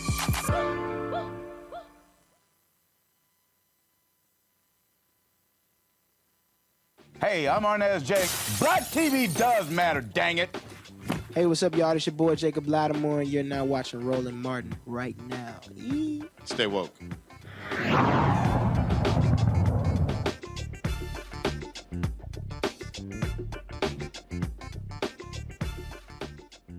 Now pay attention, and you might learn something. For Scott Bolden right there. All right, pay attention, you might learn something, Scott. All right, folks, my next guest, pioneer in hip-hop, hosted a show years ago that was all the rage in hip-hop, and then all of a sudden, she was a journalist, and then many people may know her story when it came to her and Dr. Dre, and where she was viciously beaten. She dropped off the radar for quite some time, but now she's back and has a show called The Frequency on the Black Star Network. What's up, Dee Barnes? How you doing? What's up, Roland? You looking sharp right there with the white fedora. I figured we'd do something. This is one of the bring-ons George Lopez gave me at his golf tournament a couple years ago. So, I said, I figure I'd make Scott Bolden a little jealous because he mad. Why you on Scott? Why you on Scott so bad today? Because he a little capper, and he jealous. He jealous. Oh, okay. All right. He jealous. Right. Yo, turn Scott back up. Come on. He over there running his mouth saying something. I don't know what the hell he's saying. Defend yourself, Scott. Come on, turn the audio up. Oh, no, you did that, Roland. Hey, Scott, your silly ass on mute. See, you're a capper. Hey, no, I said, you think you're so pretty. You can't be that pretty because you're not a capper. So just keep it moving. Keep the show moving. Wow. See? This is gentleman beef. This is gentleman beef. Yeah. No, it's only one. No, it's only one gentleman. There's a gentleman and there's a child. Okay? Oh, wow. And trust me, I tower over Scott. We'll leave that alone. All right, Dee. So let's get right into it. For folks who don't know your history, what you used to do in media, just share it with the folks who are watching. I used to be an MC with a group called Body and Soul on the label Delicious Vinyl. You might have heard of Tone Loc, Young MC, Def Jeff, the brand new Heavies, Far Side, a lot of Jay Dilla productions. And then from there, I went on to host a show called Pump It Up, which was similar to Yo MTV Raps, Rap City, and we were on the Fox network at the time. This is the early, late 80s, early 90s. And from there, I interviewed so many of your favorite hip hop artists all through the 90s. The show was on for about 3 years. And then you were also writing for publications, and you're still in the game. But then all of a sudden, you disappeared from media. Oh, what happened? Definitely disappeared from media. I mean, people know the story of the incident that I had with Dr. Dre, which had a very looming effect over myself, my career. And, it's been a long struggle to get back here. And you came to me with this opportunity, which at first I hesitated because when we were talking to Angela. No, D. You didn't hesitate. You said no. I was like, what is wrong with her? Oh, I had a lot of people in this industry come at me and offer me things, and, things didn't work out. Like I was saying, it was just, I felt a little, like maybe I was a little jaded with the industry, so to speak. And I had this focus that I was focused on this one thing, and you helped me realize that, I need to reel it in and reset, reboot. And so you came with me with this opportunity to do this show, and I'm like, okay, let's do it. Let's do it. So let me tell y'all what I said to D. I said, listen, a lot of people call me, and I said, one of my gifts is getting people unstuck. Sometimes a lot of people sort of stuck where they are. They don't actually see the whole chessboard. They don't see things the same way. And so initially D said, no, I'm just gonna focus on trying to get my book and my documentary. And I was like, D, listen, those are long-term projects that take 2, 3, 4, 5 years or even longer. And so I was trying to figure out what to say to her that would make it click. And so God gave me this one. I said, D, let me explain to you. You like somebody who's trying to swim from this island to that island way over there, and my ass in a boat. And I roll up on you and you like, nah, I'm good, I'ma swim it. And I'm like, you might wanna get your ass in this boat to get over to that island a little faster. And that's what caused her to go, dang, you right. That's right, that's because I was drowning. I was drowning. And when you were like, you gonna get in this boat? And I was like, you know what? You might be right. Let's get in this boat. No, you did come to me with some good knowledge about getting people unblocked, not stuck. You said unblocked. And I felt that was happening to me for years in the industry, that I was being blocked. Whether it was me or whether it was, from the industry. But, speaking to you and speaking to, Dr. Jackie Martin, shout out to her, she helped me get balance. And if you guys, are fans of the Black Star Network, I know you watch her show, A Balanced Life. And speaking to both of you helped me get balance and refocus. And then I was able to start, thinking about what I wanted to do with this platform you were offering me. And it definitely was something about uplifting women. That was my focus. I wanted to uplift women. I want to pass the mic to women that haven't been heard. I want to speak to, my elders. I want to speak to my peers. I want to speak to the younger generation, issues of concern that deal with women. That's like my main goal. Like my first guest right there was Alicia Garza.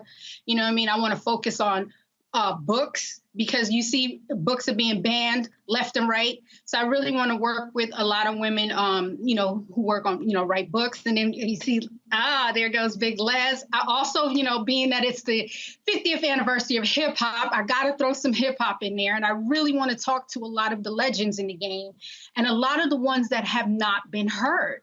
You know what I mean? The ones you don't think of, a lot of the matriarchs, a lot of the pioneers, the OGs. So that's my focus. that's what I'm working on. You know what I mean? The show is basically an intersection of empowerment and acknowledgement. You know what I'm saying? In a safe space. And the thing that, and again, for the people who are watching, understand, I've never personally met Dee. I follow her on social media. I saw her story, and I said, you know what? I think this could be interesting because I mean, you've had to deal with being homeless. You had to deal with again, as you said, being blackballed, jobless. A lot of people again who promised things and didn't follow through. And one of the things, and I got to shout before we go to the break, we'll come back. I got to shout out Fab Five Freddy and Sway. That's right. Because what happened was, when I had this idea, so I called Fab Five Freddy, I called Sway, I called Dream Hampton, I called Kevin Powell. Because I was like, and just for everybody to understand, so I went through Dee's Twitter and Instagram feed to look for people who follow her who I knew. And so I was like, well, listen, you picked key people because those people have always supported me and have always counseled me and helped me in ways that I can't even describe. So you picked some key people. You picked some good people that were able to talk to me. Right, so I picked them, and so we talked to them, and they were like, yo, Roland, this is a great idea. Man, this could be awesome. Fab Five Freddy loved it. And then when Dee said, nah, I'm good, I'm gonna keep doing this, I was like, So then I called, I hit all four of them back. Fab Five was like, what? And so then, and then a little bit later, he hit me up, and he was like, yo, he said, I hollered at Dee. I think she's straight now. And so so before we go to the break, just share for folks what happened when he was like, Dee.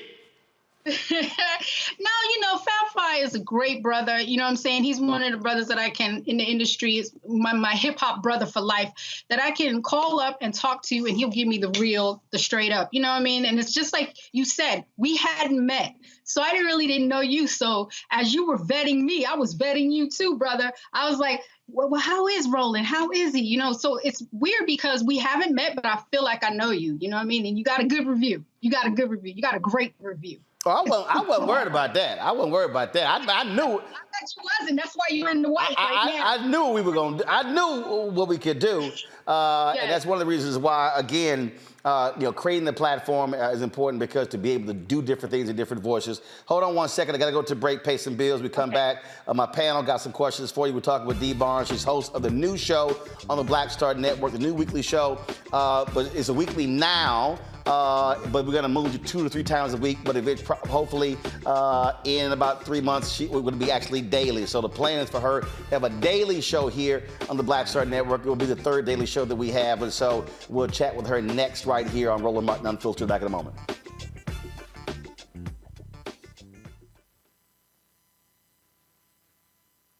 On the next Get Wealthy with me, Deborah Owens, America's Wealth Coach, nurses are the backbone of the healthcare industry, and yet only 7% of them are Black. What's the reason for that low number? Well, a lack of opportunities and growth in their profession. Joining us on the next Get Wealthy is Needy Barnanilli. She's going to be sharing exactly what nurses need to do and what approach they need to take ownership of their success. So the Black Nurse Collaborative really spawned from a place and a desire to create opportunities to uplift each other, those of us in the profession, to also look and reach back and create pipelines and opportunities for other nurses like us. That's right here on Get Wealthy, only on Black Star Network. Black Star Network is here. I'm real revolutionary right now. Thank you for being the voice of Black America. All momentum we have now, we have to keep this going. The video looks phenomenal. See, there's a difference between Black Star Network and Black-owned media and something like CNN. You can't be Black-owned media and be scared. It's time to be smart. Bring your eyeballs home. You dig? Everybody, it's your man, Fred Hammond. Hi, my name is Brescia Webb, and you're watching Roland Martin Unfiltered. Well, I like a nice filter usually, but we can be unfiltered.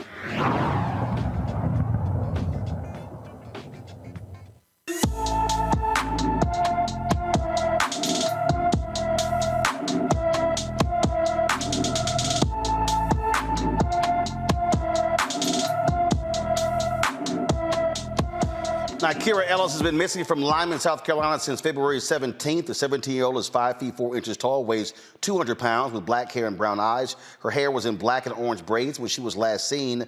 Kira wears glasses and a nose ring. Anyone with information about Kira Ellis should call the Lyman, South Carolina Police Department at 864-596-2222, 864-596-2222. All right, folks, back to our conversation with Dee Barnes, host of the show The Frequency, right here on the Black Star Network. Debuted last Thursday. New episodes will drop every single Thursday. So glad to have her here. Dee, I talk about one of the things that I said to you, and this really was important because it was sort of like how, again, as somebody from the outside who's following you. It was as if your story stopped with the beating with Dr. Dre, and I said, from my perspective, that cannot be the end of your story. I said the opportunity here is to be able to have a platform, to be able to talk about issues, talk about things that you've gone through, things that you've endured, how you can empower others that now that writes new chapters. And so can you talk about why that's also important? Because again, if people Google you, like literally all of the things you were doing and all you were involved in, everything just literally stopped after that. I mean, one of the things you did point out about, speaking from my perspective and trying to change you were saying that it was, I had a narrow view and I only wanted to cover hip hop, but that wasn't true. But you were absolutely right in the fact that I could broaden my view and broaden the conversation about the things that I went through. And I think that one of the things that people love, tuning into is that I want to invoke empathy. So you can relate to what was happening. So having the experience of being homeless, I hope to talk to some advocates about that. Having the experience of, being jobless and the struggles in the industry, a lot of women in this industry, in the entertainment industry is what I mean, and what they go through, Like right now, I have a few friends that are writers and they're dealing with the writer's strike right now. So I want to talk to them and get their perspective on, how they're dealing with that. So I think, that the advice that you've given me and, thank you so much for giving me this opportunity to have this platform so that I can reach, more people and talk about some interesting things. And we're going to have some explosive conversations. I mean, that's really, really my focus, my goal. I want to have explosive conversation. Like I was talking about my favorite, poetry from Sonia Sanchez, the Homegirls and Hand Grenades. That's what it's about. I want to have that conversation in a safe space and, perhaps maybe help people, with the conversation to elevate them and to lift them up. We get a lot of low vibrational things happening in the world. You just showed that the young sister that's missing, and that really hurt me for just that 5 seconds, because I'm thinking about, my little nieces and nephews, you know what I mean? So there's so much negativity in the world, and I really want to just put something out there that's positive. And I hope people tune in, and I hope they get into it. They got to tune in. They got to tune in. I'm trying to raise the vibration of the conversation, and evoke empathy. Well, that's one of the reasons why we have that segment, because frankly, it's a lot of black folks who are missing and never get talked about, never get reported.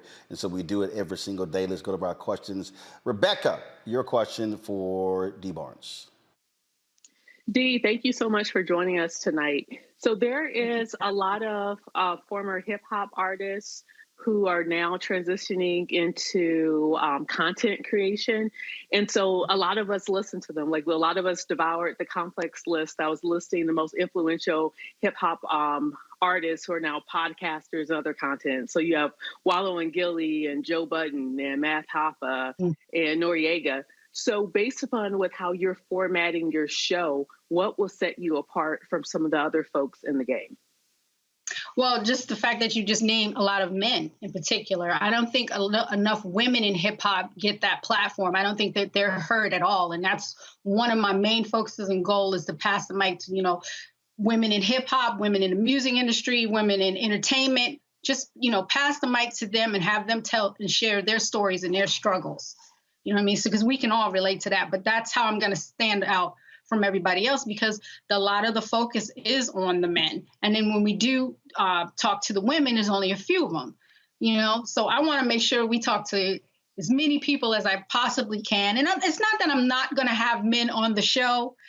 I just want to focus on the women because I feel like we're the ones that are not heard. That's why I'm rocking, you know, my Malcolm X right here. We're the most, you know, disrespected, unprotected, and neglected, you know, demographic in America. And so I really want to, you know, bring that focus back to women and issues that impact them. Scott. Dee, congratulations. I'm sorry. Hey, Dee, congratulations on your show. I don't know your story, but I will certainly review it or look for it. But I know about success and failure. And I believe the Lord takes us down before he brings us up. And so with this new venture, how would you define success for the show? And how do you define success vis-a-vis your life generally? Success for the show, I believe, would be just having people tune in, just having people pay attention and support, you know, Black-owned media.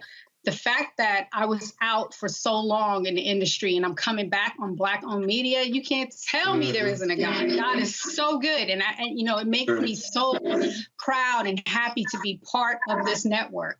You know what I mean? This is a historical thing. This is, you know, Black-owned media, Black Star Network. Come on. You can't tell me there isn't a God. God is good. All the time, God is good. All the time, God is good. You know, so hopefully I have people, you know, tune in when people start realizing that, you know, I'm back on the air. So I'll have a lot of people that used to watch me and then hopefully bring in new viewers, and we'll see. We're going to grow from there, especially going from a weekly to, you know, a couple of days to a daily show. This is going to be interesting. I've never been on the air, you know, daily. So this is going to be something, you know, it's a new adventure, new challenge for me. And I'm so grateful to, you know, Roland for giving me this opportunity, and for the people that, you know, said good things about me to Roland to help me get to this point. Thank you. Thank you all. Indeed. Robert Patillo, what you got?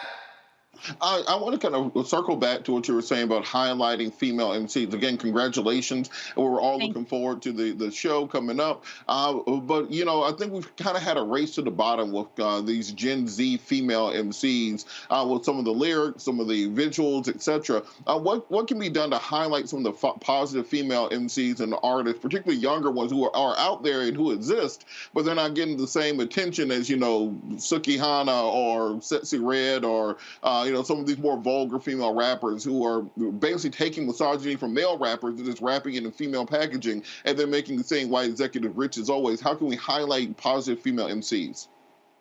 Well, I'm definitely going to be platforming a lot of positive female MCs, but I want to circle back to what you said, because you brought up the fact that just women are talking like this when there's plenty of men that's talk like that. And I'm sure I don't know if you've ever brought up the fact that a lot of the men talk about this and talk about violence and talk about, you know, misogyny. So now that the women have taken that, you know, tone, I don't think that they should be looked down upon. But what I do want to do is open up and broaden it to these other women out there that are speaking, you know, higher subject matter. Different subject matters, and they're not being heard, which is why I'm talking about passing the mic to them. There's so many women, you know, like we never talk about Rhapsody enough. We never talk about Chica, Ciroc, Bahamadia. There's so many women out there that it's just not that what you're just, you know, pointing out about that type of music. And then on the other tip too, I feel like women owning their sexuality and their agency, there's nothing wrong with that. There's absolutely nothing wrong with that, but there needs to be balance. I do agree with you that there needs to be balance, but there's nothing wrong about a woman owning her sexuality. You know what I mean? You might find it vulgar, but there's other, we can talk about old school comedians that were vulgar. I'm thinking in particular like a Red Fox or a Dolomite. Those are vulgar, things that they said. You know what I mean? But it's coming down on them in particular. So when women do it, when we have like a Millie Jackson, for instance, who was considered very vulgar, but she still, got her point. No, Millie wasn't considered vulgar. Millie will tell you I was. I mean, and what's wrong with that? You know what I mean? But no, first of all, I love me some Millie because Millie, I used to be on the radio with Millie. We were on the same radio station in Dallas, KKDA Radio. She was in Atlanta. I was a news director, morning anchor there. But Millie didn't care, and Millie still don't care. Right, exactly. I understand your point. I just don't want it to be, we're just going to come down on these women because they, this is the image that they're projecting. Because this image was there before hip hop or music, was out there. This is something that's, in society in general. We just need to have balance, and hopefully on a platform that like The Frequency, we will have balance because we will talk to other women on different other subjects. You know what I mean? D, we appreciate it, folks. The Frequency, we'll drop a new episode every Thursday right here on Roland Martin, on the Black Star Network. And again, right now it's a weekly, but we'll be building up hopefully in 90 days. We'll be 5 days a week with D Barnes. D, we appreciate it. Thanks a bunch. And welcome to BSN. Thank you so much for having me. Thank you, Black Star Network. All right. Thank you. Gotta go to a break. We come back. Tech Talk. That's next. Roland Martin Unfiltered on the Black Star Network.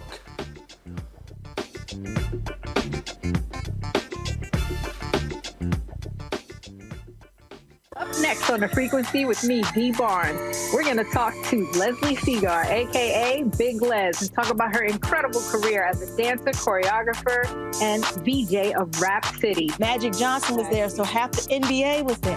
Iman the supermodel, so all the supermodels were there every day. Like it was a who's who of who's who. Right here on The Frequency in the Black Star Network. When you talk about blackness and what happens in black culture, we're about covering these things that matter to us, speaking to our issues and concerns. This is a genuine people-powered movement. There's a lot of stuff that we're not getting. You get it, and you spread the word. We wish to plead our own cause. Too long have others spoken for us. We cannot tell our own story if we can't pay for it. This is about covering us. Invest in black-owned media. Your dollars matter. We don't have to keep asking them to cover our stuff. So please support us in what we do, folks. We want to hit 2,000 people, $50 this month, raise $100,000. We're behind $100,000, so we want to hit that. Y'all money makes this possible. Checks and money orders go to P.O. Box 57196, Washington, D.C. 20037-0196. The Cash App is $RM Unfiltered. PayPal is R Martin Unfiltered. Venmo is RM Unfiltered. Zelle is Roland at RolandSMartin.com. Hey, I'm Cupid, the maker of the Cupid Shuffle and the Wham Dance. What's going on? This is Tobias Trevelyan. And if you're ready, you are listening to and you are watching Roland Martin Unfiltered.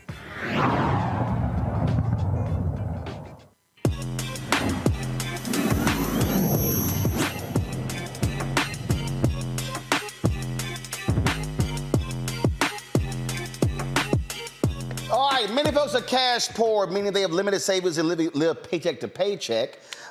In those situations, they find it difficult to actually borrow money from a bank or another financial institution. Solo funds, they are trying to change that by helping underserved communities access necessary resources around securing capital and building on it. Solo Funds, head of regulatory and government affairs, Kyle George, is here to explain how the first black-owned fintech company can help you gain financial independence. Kyle, so thanks a bunch. First of all, who owns Solo Funds? Hey, Roland, it's good to be on. Thanks for having us. Solo Fund is owned by two brothers, two black men, Travis and Rodney. who identified a need in our communities. They came from the communities that we serve, meaning communities that have little to no access to short-term capital. They identified a problem. They saw it firsthand among their family and their loved ones, and they came up with a solution to address it. When did they start it? 2018. We've been around since 2018. And so in terms of, so walk us through in terms of what they do. Look, there are people out there, they understand the concept of pawn shops, of payday lenders. They understand, so the question, so somebody's watching going or listening going, okay, how do I access solo funds? How do I reach them? How do I communicate with them? Yeah, so those are the most familiar things we turn to when we need short-term capital, right? In our communities, they're quite pervasive. We see a lot of title loan companies, pawn shops, payday lenders, and the problem with this is that these are all predatory solutions that aren't there to benefit us. What they do, they often put us into a debt spiral that make us worse off than when we started. What Solo does, on the other hand, we've taken a solution that's familiar to our community.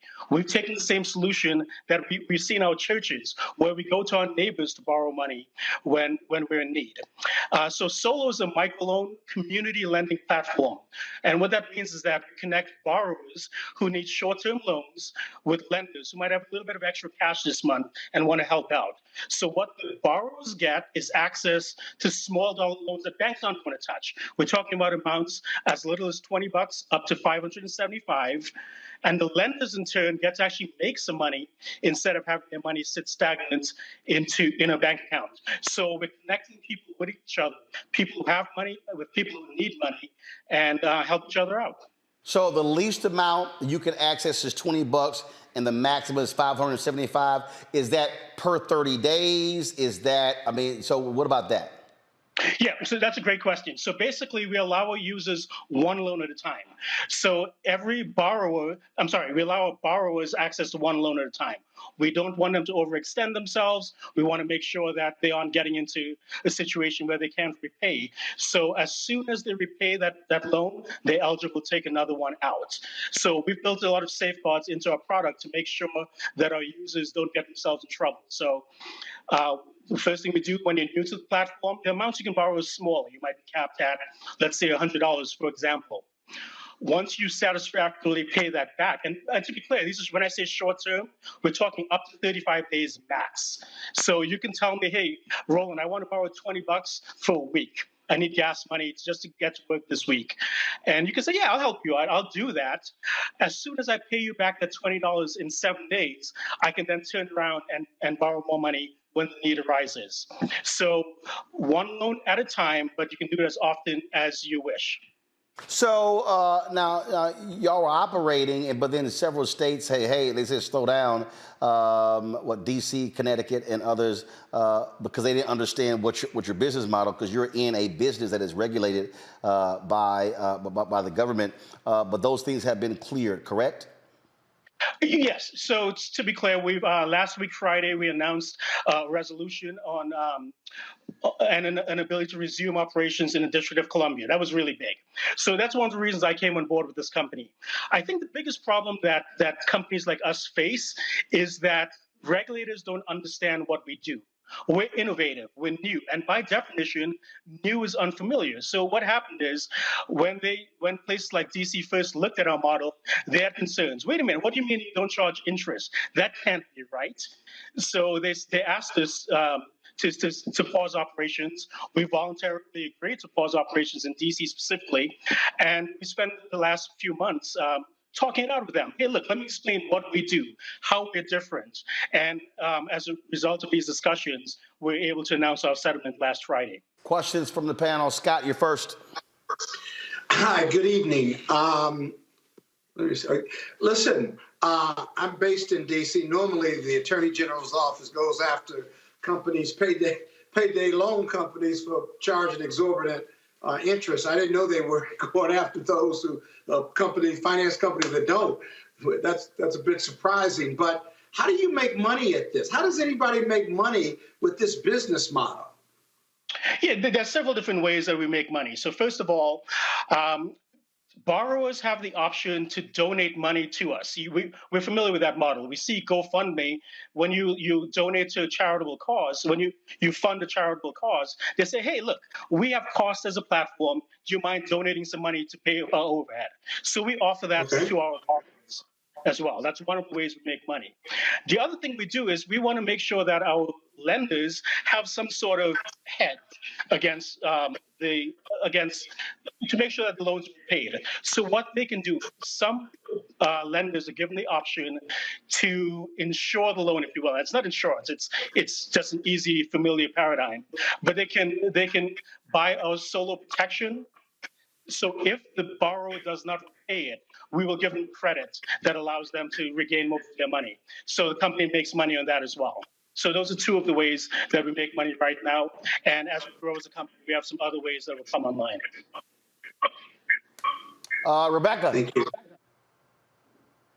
How can someone become a lender, and what is the minimum investment that someone has to do in order to become a lender? So anyone in a state that we're operating can sign up. You can download the app. You can go to solofunds.com, first of all. That's our website. You can download the app on the Android store, the Apple store. We're available in those states where we're operational. Once you sign up, and when you sign up, you go through a lot of the similar questions that you will when you sign up for a bank account, because we are regulated under those, we are subject to those same laws as banks, know your customer, anti-money laundering, and so on. So once you sign up for it, you have a choice. Do I want to lend or do I want to borrow? And depending on your circumstances, you might do both. Many of our customers, in fact, do both at different points in their lives. Once you're on the platform, you can lend as many times as you want to as many users as you want, up to you. There's no cap on lending, but we do ladder up on borrowing. Robert. This seems like a very interesting process, if nothing else. How does this affect the credit score, both for the borrower and for the lender? Will this be a way for people to build their credit up by taking out microloans and paying them back immediately, or by issuing out loans? So the answer is not yet. It's a great question because it really exposes a flaw in our system of credit scores.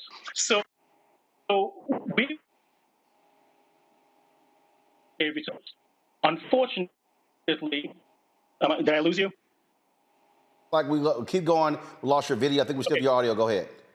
Okay, I apologize for that. So we wanted to report this data to the credit bureaus because this is a great way for our users to build their credit history. Unfortunately, the credit bureaus told us that because our loans were repaid in a single installment, in a single payments, not installment payments, it can't be reported. So because of that, we can't report to the credit bureaus. But because of that, we also don't report adverse payments to the credit bureaus. If we can't report the good stuff, we're not going to report the bad stuff. It's just a fair thing to do. All right. So somebody's watching. They want to contact Solo Funds. How do they do so? Well, go to our website, solofunds.com. Solofunds.com. Yes, sir. All right, Kyle. We certainly appreciate it, man. Thanks so much. Thanks for having me. I appreciate it. Thanks for the opportunity. Yes, sir. Thank you very much. All right, let me thank Scott, Robert, and Rebecca for being on today's show. We certainly appreciate it. And thank all of you for watching as well. Leaving comments, so be sure to hit the like button on YouTube. Don't forget, folks, download our app, Apple phone, Android phone, Apple TV, Android TV, Roku, Amazon Fire TV, Xbox One, Samsung Smart TV. Support us in what we do by joining our Bring the Funk fan club. Send your check and money orders to P.O. Box 57196, Washington, D.C., 20037-0196. Cash App, $RM Unfiltered. PayPal, R Martin Unfiltered. Venmo is RM Unfiltered. Zelle, Roland at RolandSMartin.com. Roland at RolandMartinUnfiltered.com. And of course, be sure to get a copy of my book, White Fear, How the Browning of America is Making White Folks Lose Their Minds. Available at bookstores nationwide. Amazon, Barnes & Noble, Ben Bella Books, IndieBound, Bookshop, Chapters, Books A Million, Target. Download your copy on Audible. Will be, again, get the copy of your book. Folks, I'll see you tomorrow right here on the Black Star Network. Holla! Folks, Black Star Network is here. I'm real revolutionary right now. Black power. Support this man, Black Media. He makes sure that our stories are told. Thank you for being the voice of Black America, Roland. Stay black. I love y'all. All momentum we have now We have to keep this going. The video looks phenomenal. See, this difference between Black Star Network and Black-owned media and something like CNN. You can't be Black-owned media and be scared. It's time to be smart. Bring your eyeballs home. You dig? Pull up a chair, take your seat at the Black Table with me, Dr. Greg Carr, here on the Black Star Network. Every week, we'll take a deeper dive into the world we're living in. Join the conversation only on the Black Star Network. Hi, I'm Dr. Jackie Hood Martin, and I have a question for you. Ever feel as if your life is teetering and the weight and pressure of the world is consistently on your shoulders? Well, let me tell you, living a balanced life isn't easy. Join me each Tuesday on Black Star Network for A Balanced Life with Dr. Jackie. We're all impacted by the culture, whether we know it or not. From politics to music and entertainment, it's a huge part of our lives, and we're going to talk about it every day right here on The Culture with me, Faraji Muhammad, only on the Black Star Network. I'm Deborah Owens, America's Wealth Coach, and my new show, Get Wealthy, focuses on the things that your financial advisor and bank isn't telling you, but you absolutely need to know. So watch Get Wealthy on the Black Star Network.